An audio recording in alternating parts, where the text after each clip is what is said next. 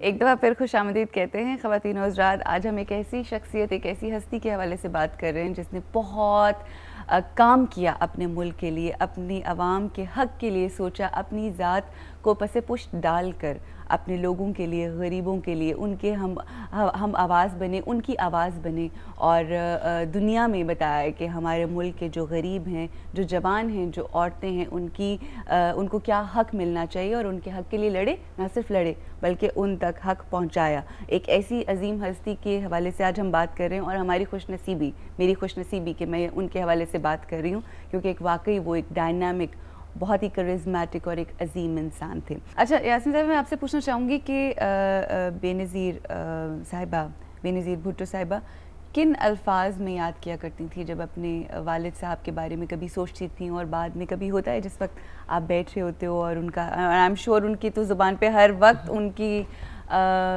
ज़िक्र होता होगा अपने वालिद साहब का, और आपका बड़ा पर्सनल रिश्ता था बीबी के साथ। बीबी का बीबी ही used to look up to her father कि वो जिस तरह जो कुछ भुट्टो साहब ने, मैं समझती हूँ कि कुर्बानियाँ दी और जिस मुश्किल से गुजरे वो इस कौम के लिए। देखें, शहीद ज़ुल्फ़िकार अली भुट्टो हों या उसके बाद शहीद मोहतरमा बेनज़ीर भुट्टो हों, तो ये बहुत आराम से बाहर जाके, जैसे कि ज़िया उल हक़ ने उस वक्त बारहा ऑफर्स की कि इनकी माफ़ी हो सकती है, ये मुल्क से बाहर चले जाएं, सियासत में हिस्सा ना लेने का ऐलान कर दे, बहुत सी ऑफ़र्स हुई, बट बहुत बड़ा दिल चाहिए सब कुछ रिजेक्ट करके आप अपने आप को तख्तावार पे ले जाने के लिए पेश कर दें। मैं समझती हूँ कि ये कोई नहीं और इंसान नहीं कर सकता, वो सिर्फ शहीद ज़ुल्फ़िकार अली भुट्टो थे जो कर गए। औरतों की एम्पावरमेंट के हवाले से बहुत काम किया गया और बहुत बात हुई, उस हवाले से मैं चाहूँगी थोड़ी सी रोशनी डालिए। जी देखिए, शहीद ज़ुल्फ़िकार अली भुट्टो ने अपने बच्चों में से किसी को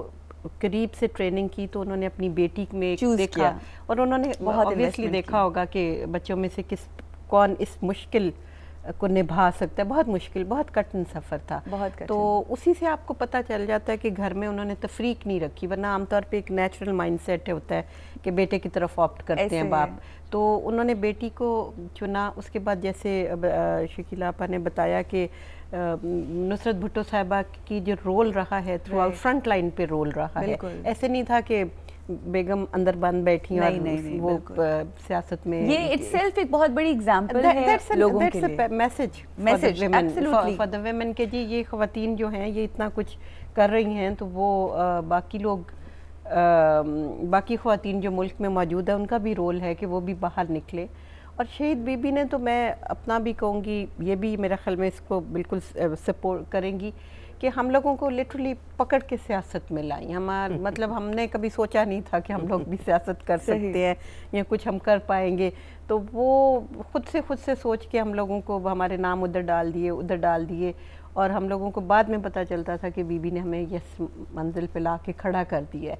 और इस तरह की लातादाद मिसालें, और आप आज जितने भी इंटरनेशनल कन्वेंशंस देखें, वेमेन एम्पावरमेंट के सीडो से लेके कोई भी आप देख लें, जुवेनाइल जस्टिस के प्रोग्राम्स देख लें, तो शहीद मोहतरमा बेनज़ीर भुट्टो के वक्त में सिग्नेटरी या पाकिस्तान उन अवेयरनेस उस वक़्त आई, ख़वातीन को कॉन्फिडेंस उस वक़्त मिला और वो लिटरली घरों में बैठी हुई ख़वातीन को खुद पकड़ के कॉन्फिडेंस दे के सामने लाई। आज का ये पूरा दिन उनके नाम, और यहाँ पे एक शेर से इख्तिताम करना चाहूँगी कि ये बाजी खून की बाजी है, ये बाजी तुम ही हारोगे, हर घर से भुट्टो निकलेगा, तुम कितने भुट्टो मारोगे। ख़वातीनो हज़रात, यहाँ पे यही कहने की ज़रूरत है कि आज के दिन, आज से 32 साल पहले आज ही के दिन 2:12 पर एक ऐसे रहनुमा, एक ऐसी शख्सियत को फांसी दे दी गई, मौत के घाट उतारा गया, जो लोगों के दिलों की धड़कन था, जो आज भी लोगों के दिलों में बसता है। वो ना रहे मगर उनके हक़ की बात, और वो बात जो वो लोगों के लिए करते थे, जो आवाम के लिए करते थे, वो बात आज भी है। और हमें यकीन है कि जब तक कोई एक शख्स भी हक़ की बात करने वाला रहेगा, उनका नाम भी ज़िंदा रहेगा और ये पैगाम भी ज़िंदा रहेगा। आपसे यही चाहते हैं कि दुआ कीजिए उनके लिए और दुआ कीजिए मुल्क के लिए कि ये मुल्क बहुत आगे जाए और वो ख्वाब जो लोगों ने और उन्होंने ख़ास तौर पे सोचा था, उसकी ताबीर जल्द हमारे नसीब हो। यहाँ पे हम ब्रेक लेंगे और ब्रेक के बाद हमारा सेगमेंट गुड्डा गुड्डी का खेल नहीं, देखिए।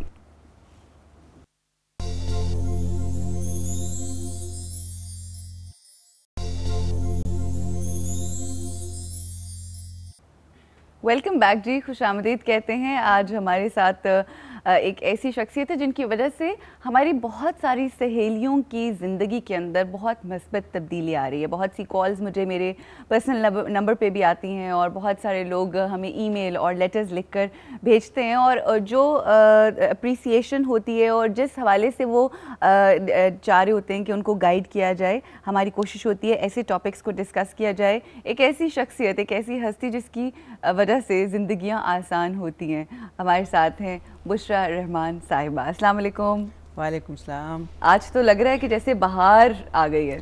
हाँ, तो तुम अंदर और तरह की बातें कर रही थी, मैंने कहा बाहर अंदर लेके चले जाएं। नहीं, लेकिन जाहिर है वो बातें भी बाहर वाली थी।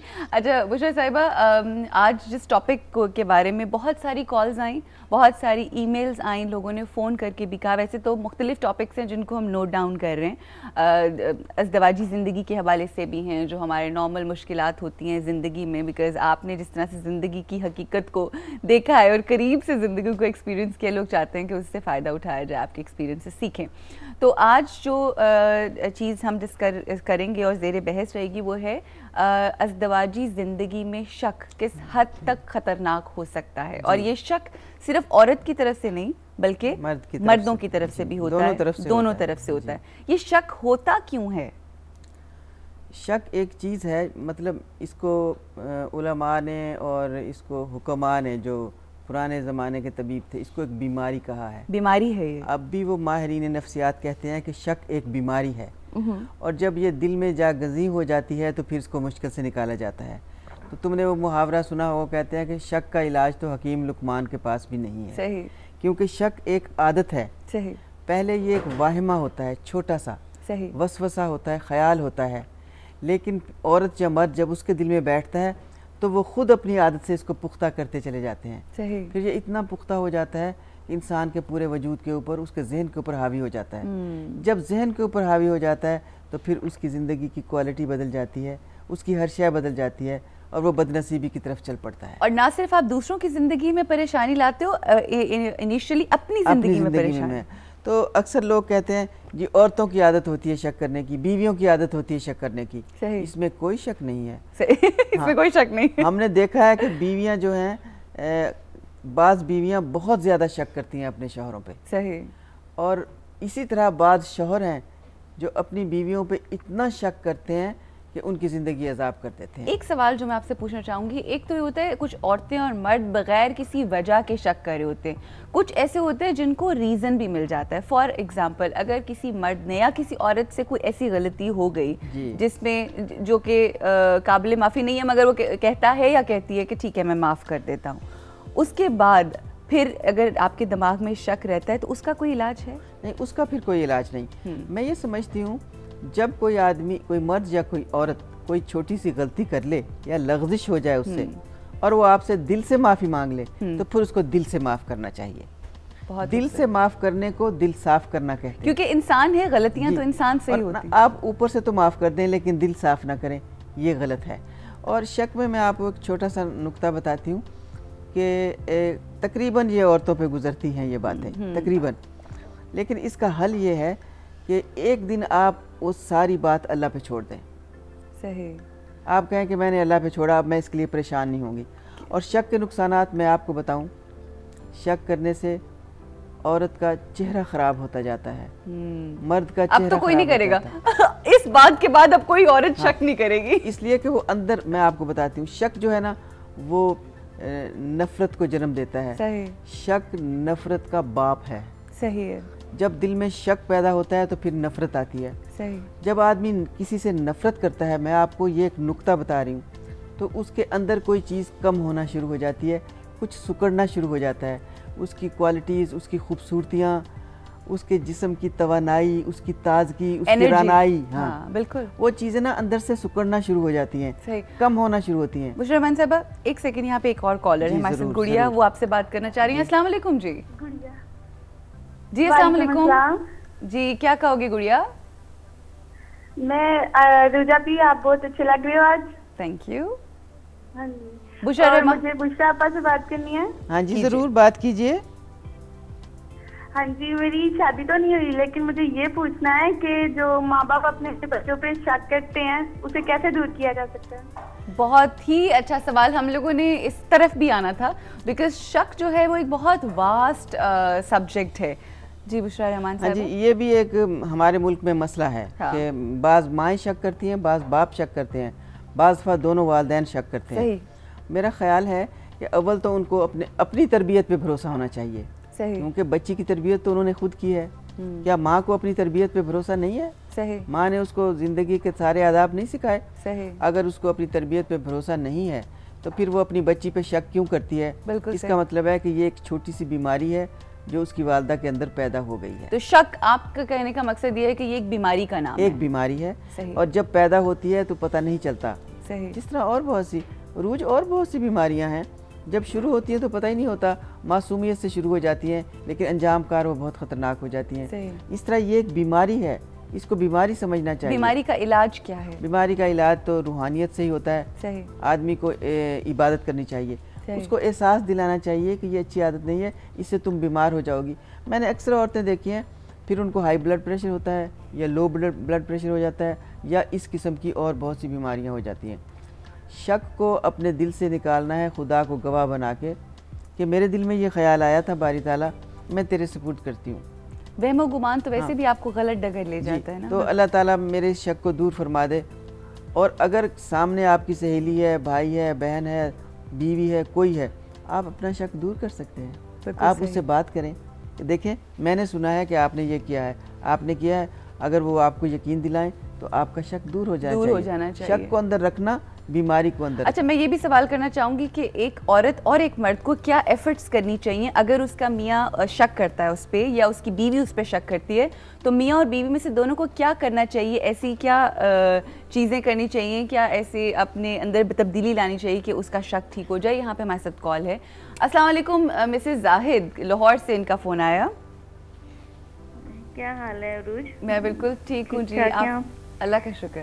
आपका टॉपिक बहुत अच्छा है और हस्बैंड वाइफ के हिसाब से बहुत अच्छा, और आपकी गेस्ट भी बहुत अच्छी हैं, क्योंकि ये मुझे पर्सनली बहुत पसंद है। ये बड़ी ख़वातीन के ना सिर्फ फेवर में बल्कि ख़वातीन को गाइड भी करती हैं, बहुत अच्छा ट्रैक पे रखती हैं। तो जी सीधे होके रहो। ख़वातीन का सीधा रहना बहुत ज़रूरी होता है। ये तो बहुत आसान है ना कि सिर्फ ख़वातीन की तारीफ करते रहना, एक होता है ख़वातीन को अच्छी गाइडेंस मिलना। हमारे इस शो का मकसद और ख़ास तौर पे इस सेगमेंट का मकसद ये है कि हम वुमेन काउंसलिंग करें। औरतों की काउंसलिंग बहुत ज़रूरी है हमारे माशरे में। फैशन के अंदर तो बहुत काउंसलिंग होगी ना, तो जरा इस हवाले से क्या आप बात करना चाहेंगे? बुशरा आपा से मैं बात करूं प्लीज? जी जरूर कीजिए। अस्सलाम वालेकुम आपा। वालेकुम सलाम। आपका एक तो माशाल्लाह ये कलर बहुत सूट कर रहा है आप पे। बहुत शुक्रिया। बहुत शुक्रिया। असल में अरूज के सामने में मात पड़ जाती है। आपा कैसी बात कर रही हैं? आपके सामने बहुत अच्छा लग रहा है। जी थैंक यू वेरी मच। क्या कहेंगी आप? जिस हवाले से बात करती हैं ना, जिस तरह खूबसूरत पोर्ट्रे करती हैं खातून को, तो मैं समझती हूँ कि वो ब्यूटी आपके ऊपर भी है, चेहरे पे आपके। No doubt. मैं समझती हूँ इनर ब्यूटी होती है जो इंसान के चेहरे पे आ जाती है। बहुत शुक्रिया। अच्छा, शक के हवाले से कोई सवाल है आपका? जी हाँ, शक का। अच्छा, मैं ये कह रही थी कि शक आपस में एक उसमें शक करने के अलावा भी हस्बैंड वाइफ आपस में, जैसे हस्बैंड बीवियों पे बाज़ दफ़ा शक इस तरह का करते हैं कि जी अगर आप बच्चों को नहीं पढ़ाती हैं तो आप कहाँ पे, फिर आपके किधर ध्यान रहते हैं, किधर आपके ये शक हर चीज खाने में ये चीज खराब कर देती हैं, वो कम है, ये शायद आपने नहीं किया, ये ज्यादा मेहनत से नहीं पकाया। क्या सोच रही थी? इस किस्म के शक व शुबात भी बहुत रहते हैं अक्सर, के बीवियां कहती पता नहीं भरोसा नहीं करते हमारे ऊपर। मेरी कोई एक आधी सहेली है, उनके साथ ऐसे प्रॉब्लम्स हैं, तो वो बेचारी कहती कि मेरे ऊपर एतबार नहीं है जैसे हस्बैंड को। चलें, बहुत शुक्रिया। इस हवाले से जवाब लेते हैं, लेकिन उससे पहले हम ब्रेक लेंगे और ब्रेक के बाद जो सवाल किया है मिसेस जाहिद ने उसका जवाब देंगी बुशरा रहमान साहिबा।